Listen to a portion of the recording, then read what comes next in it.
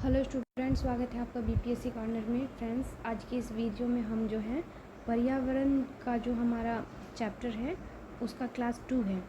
ये हमारा क्लास जो है ये 2 क्लास है। इससे पहले हम लोगों ने फर्स्ट चैप्टर जो परिवार एवं मित्र के जो महत्वपूर्ण आपके सवाल थे, और ये जो है एनसीईआरटी और एससीईआरटी जो है बेस्ड है क्वेश्चन। तो आज का हमारा चैप्टर हो जाएगा आहार भोजन। इससे रिलेटेड जितने इंपॉर्टेंट क्वेश्चन हैं जो आपके किरण पब्लिकेशन के प्रैक्टिस सेट के पहले ही पेज में दिया गया है, उन सभी क्वेश्चंस को हम सॉल्व करते हैं। तो फ्रेंड्स, शुरू करते हैं आज का वीडियो और देखते हैं आज के महत्वपूर्ण सवालों को। आज का जो पहला पर्यावरण का सवाल है हमारा, वह है मनचाही खाद्य पदार्थ व भोजन देखकर मुंह में पानी आने का कारण है। तो यह जो कारण है यह हो जाएगा लार ग्रंथि की सक्रियता के कारण जो होता है, मनचाही खाद्य पदार्थों को देखकर हमारे मुंह में पानी आता है। याद रखिएगा फ्रेंड्स, लार ग्रंथि की सक्रियता इसका कारण है। देख लीजिए अगले सवाल को। अगला सवाल है, एक तरफ तो काला हांडी में सर्वाधिक चावल पैदा कर निर्यात किया जाता है, तो दूसरी तरफ वहाँ भुखमरी से लोग मर रहे हैं। काला हांडी किस राज्य में अवस्थित है? तो आपको बताना है काला हांडी कहाँ है। तो इसका राइट आंसर हो जाएगा उड़ीसा में, ऑप्शन 2 हो जाएगा। और यहीं पे जो है चावल अनुसंधान केंद्र जो है कटक में अवस्थित है। तो ये भी आप एक फैक्ट याद रख सकते हैं। तो काला हांडी जो है उड़ीसा में है, तो यह याद रखिएगा।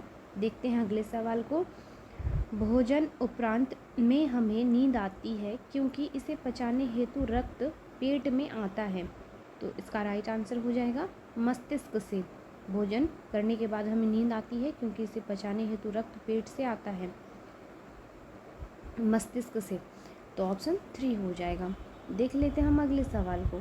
अगला सवाल है, अंकुरित साबुत मूंग में प्याज, टमाटर, नींबू और नमक मिलाकर खाने की परंपरा आम है। इसमें सर्वाधिक मात्रा में मिलता है। तो ये जो होता है रिच सोर्स ऑफ खनिज पाया जाता है। इसमें जो मिनरल्स होते हैं काफ़ी ज़्यादा मात्रा में पाए जाते हैं अंकुरित साबुत मूंग में, प्याज में, टमाटर, नींबू, नमक जब मिलाकर खाते हैं हम। तो ऑप्शन 3 हो जाएगा खनिज इसका आंसर। देख लीजिए अगले सवाल को। और फ्रेंड्स, अगर आपको इसका पीडीएफ चाहिए तो प्लीज़ टेलीग्राम का मैंने लिंक अपने चैनल पर शेयर कर दिया है, तो वहाँ से जाकर आप टेलीग्राम पे ज्वाइन कर लीजिए, आपको वहाँ पे प्रोवाइड करा दिया जाएगा। प्लस फ्रेंड, सपोर्ट करने के लिए लाइक, शेयर और सब्सक्राइब कर दीजिए। अगला सवाल है, बस्ते, बैग, जूते आदि दोनों सतह चिपकने खुलने पर चर्र की आवाज़ वाली विल्क्रो की खोजकर्ता जॉर्ज मेस्ट्रल को यह प्रेरणा मिली। कहाँ से मिली थी यह प्रेरणा? तो यह हो जाएगा बीजों से, ऑप्शन 1 हो जाएगा। अगला सवाल है, स्वाद भरने वाली मिर्ची भारत में आई। तो यह आई आपकी कहाँ से? तो पुर्तगालियों द्वारा जो है अमेरिका से लाया गया था भारत में। तो ऑप्शन 3 हो जाएगा इसका राइट आंसर। सवाल है, बीजों का संरक्षण परंपरागत रूप से किया जाता है। तो इसका जो संरक्षण किया जाता है उपयुक्त में से एक से अधिक हो जाएगा इसका राइट आंसर। देख ले, बीजों को जैसे कि बीजों को चुनकर सुखाकर किया जाता है, बीजों के साथ नीम की पत्तियां मिलाकर जो होता है उसको संरक्षित किया जाता है। तो ये सभी विधियां होती हैं। अगला सवाल है, रोटी बनाने की प्रक्रिया है। तो रोटी बनाने की प्रक्रिया जो हो जाएगी उपयुक्त में से एक से अधिक है, क्योंकि पहले आटे को गूँथा जाता है, फिर उसको गोला बनाया जाता है और फिर उसको बेलकर जो है सेकना पड़ता है। तो ये सारे ही प्रोसेस जो है रोटी बनाने में काम आते हैं। तो फ्रेंड्स, ऑप्शन 4 आ जाएगा इसका आंसर, उपयुक्त में से एक से अधिक। अगला सवाल है हमारा, मैं हांगकांग में रहती हूँ, मुझे और माँ को सांप खाना पसंद है। इच्छा अनुसार हम लोग होटल में जाकर खाते हैं। तो यह जो हो जाएगा आपका लिंग हूँ फेन, ऑप्शन 2 हो जाएगा। नेक्स्ट देख लेते हैं अगले सवाल को। नारियल करी के साथ उबला हुआ टैपियोका डालकर आनंद पूर्वक खाते हैं। तो कौन लोग खाते हैं? तो ये हो जाएगा केरल वासी खाते हैं। टैपियोका जो खाद्य जो इस्तेमाल करते हैं अपने भोजन के रूप में, तो यह जो करते हैं केरल वासी करते हैं। अगला सवाल है, सिखों द्वारा गुरुद्वारा में खाना खिलाने की परंपरा किस नाम से जाना जाता है? काफ़ी जो है इम्पॉर्टेंट सवाल है और सबको पता होगा। तो इसे हम जो कहते हैं लंगर में कहते हैं, लंगर का खाना। तो ऑप्शन 2 हो जाएगा इसका आंसर। नेक्स्ट सवाल है, नीतू को दिन भर उल्टी होती रही, चक्कर भी कमजोरी से आता रहा। डॉक्टर के पास ले जाने पर उसे चढ़ाया गया, तो उसे जो है ग्लूकोज चढ़ाया गया, जिससे कि उसको इंस्टेंट एनर्जी मिलेगी और वो थोड़ा रिलीफ फील करेगी। तो ऑप्शन 2 हो जाएगा इसका राइट आंसर। सवाल है, अचार बनाने की विधि दादी नानी से माँ अम्मी को मिलती है। इस विचार से अचार की सामग्री, प्रक्रिया और निर्माण की जटिल प्रक्रम आधारित है। तो यह आधारित है आपके परंपरागत ज्ञान से। ऑप्शन 2 हो जाएगा। नेक्स्ट सवाल है, खाने के ब्रेड जल्द खराब होने लगते हैं, जिसका कारण है। इसका जो मुख्य कारण हो जाएगा फफूंद, इसमें फंगस लग जाता है, जिसके कारण जो होता है ब्रेड जल्दी ही खराब हो जाते हैं। तो ऑप्शन 3 हो जाएगा इसका राइट आंसर। अगला सवाल है, परंपरागत बर्तन निर्माण की ऐतिहासिक सामग्री कौन सी है। तो यह सामग्री है आपकी उपयुक्त में से एक से अधिक, क्योंकि जो बर्तन बनाने के लिए कोई पत्ते का यूज़ कर लेता है, पत्ते का भी कटोरा बनाया जाता है, प्लेट्स बनाए जाते हैं। मिट्टी के भी जो है बर्तन में हम खाना देखते हैं कि पहले के ज़माने के लोग मिट्टी के ही बर्तन में खाना बनाते थे।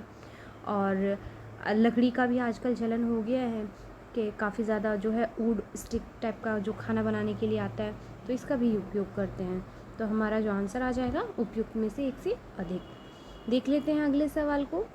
उपले ग्रामीण घरों में ईंधन के आधार पर रहे हैं जो बनाए जाते हैं।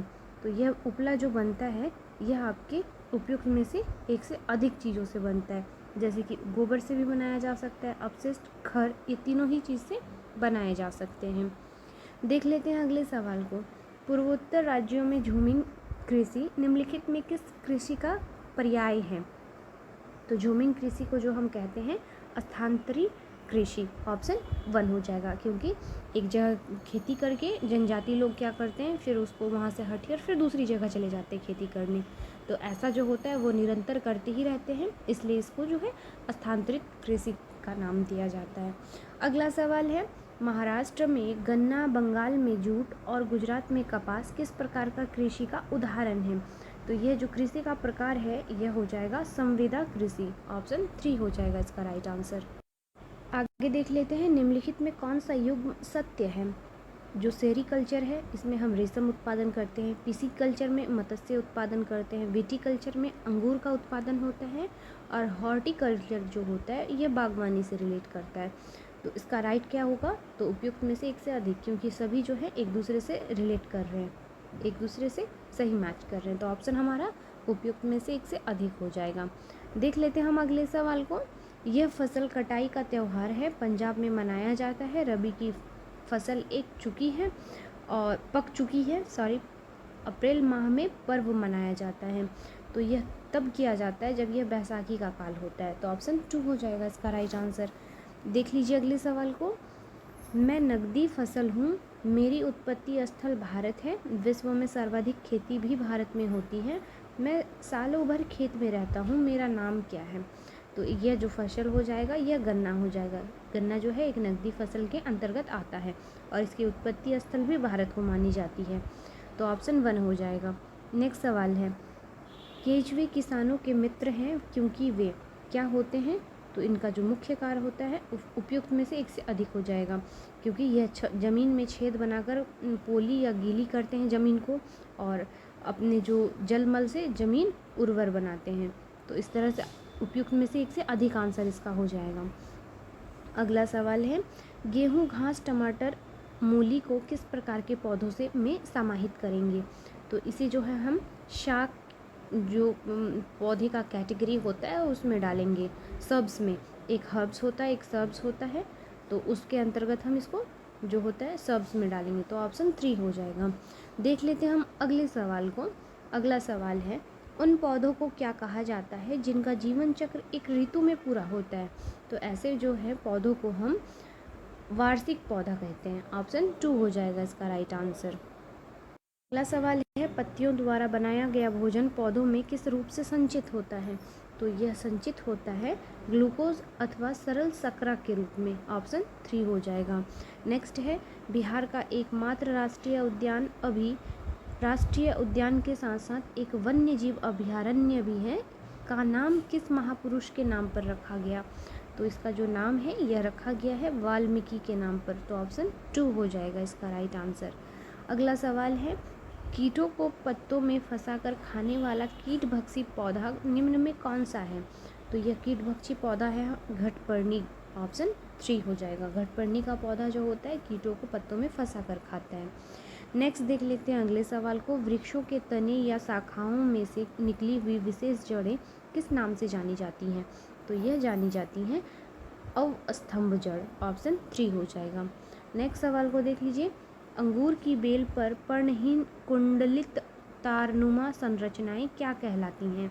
तो यह कहलाती हैं, ऑप्शन हो जाएगा 2 प्रतान। ऑप्शन 2 हो जाएगा। नेक्स्ट है, मधुमक्खियों व तितलियों को आकर्षित करने में फूल का कौन सा भाग महत्वपूर्ण भूमिका अदा करता है? तो यह अदा करता है आपका दल पुंज। ऑप्शन 2 हो जाएगा। नेक्स्ट देख लेते हैं अगले सवाल को, कौन सुमेलित है? तो आपको बताना है। तो ऑप्शंस जो देख लेते हैं हम, इसका राइट आंसर हो जाएगा उपयुक्त में से कोई नहीं। अगला सवाल है, मधुमेह का रोग किसकी कमी से होता है? तो मधुमेह का जो बीमारी होता है यह इंसुलिन के कारण होता है। अगले सवाल को देख लेते हैं, स्कूल के एक लंबी दूरी के धावक मनोज को किसकी अधिक मात्रा लेनी चाहिए? तो अधिक मात्रा में इसको लेनी चाहिए कार्बोहाइड्रेट। नेक्स्ट है, वसा के अधिकतम संचय के लिए व्यक्ति को किसका सेवन अधिक मात्रा में करनी चाहिए? तो वसा के लिए इसे जो है सबसे ज़्यादा घी का उपयोग करना चाहिए। तो ऑप्शन 1 हो जाएगा। अगला सवाल है, किस विटामिन की कमी दांतों के ढीलेपन व मसूड़ों में रक्तस्राव के लिए उत्तरदायी होता है? तो यह होता है विटामिन सी के कारण। याद रखिएगा फ्रेंड्स, कई बार एग्जाम में पूछा जा चुका है ये सवाल। तो विटामिन सी के कारण ऐसा होता है। अगला सवाल है, आयोडीन की कमी से व्यक्ति किस रोग से ग्रस्त हो जाता है? तो यह जो रोग हो जाएगा आपका घींघा की कमी, जो घींघा बीमारी है यह आयोडीन की कमी से होने वाला रोग होता है। अगला सवाल है, परंपरागत भोजन चावल गेहूं आलू में कौन सा तत्व अधिक होता है? चावल गेहूं और आलू में पूछ रहा है, तो इसका राइट आंसर हो जाएगा कार्बोहाइड्रेट्स। नेक्स्ट देख लेते हैं अगले सवाल है, ताजे फल व सब्जियां किस पौष्टिक तत्व के महत्वपूर्ण स्रोत हैं? तो यह स्रोत है आपके विटामिन्स का। अगला सवाल है, आधारभूत पौष्टिक तत्व है, तो यह तत्व हो जाएगा कार्बोहाइड्रेट, वसा व प्रोटीन का। नेक्स्ट सवाल है, सूखा रोग निम्न में किसकी कमी से होने वाला प्रमुख रोग है? तो सूखा रोग जो होता है यह कार्बोहाइड्रेट और प्रोटीन की कमी के कारण से होता है। तो ऑप्शन 1 हो जाएगा इसका राइट आंसर। देख लीजिए अगले सवाल को, सलाद एवं अचार वाले नींबू में कौन सा प्रचुर मात्रा में मिलता है? तो यह मिलता है आपका, इसका जो राइट आंसर हो जाएगा विटामिन सी पाया जाता है। नेक्स्ट देख लेते हैं हम अगले सवाल को, पत्तियों द्वारा भोजन बनाने की प्रक्रिया क्या कहलाती है? तो इसे हम प्रकाश संश्लेषण क्रिया कहते हैं। सवाल है, प्रोटीन की मात्रा से अधिक प्राप्त करने के लिए हमें निम्न में किस पदार्थ का सेवन करना चाहिए? तो हमें क्या करना चाहिए? तो इसका राइट आंसर हो जाएगा सोयाबीन को जो है अधिक उपयोग करने से हमें प्रोटीन जो है अच्छी मात्रा में मिल जाएगा, तो इसका सेवन करना चाहिए सोयाबीन का। अगला सवाल है, गन्ने के किस भाग से हम चीनी के क्रिस्टल पदार्थ प्राप्त कर सकते हैं? तो चीनी का जो क्रिस्टल प्राप्त करते हैं हम, यह तनी के रस से प्राप्त करते हैं। अगला सवाल है, अंडे की जर्दी में सबसे अधिक मात्रा में क्या पाया जाता है? तो इसमें जो सबसे अधिक पाया जाता है वसा और लिपिड।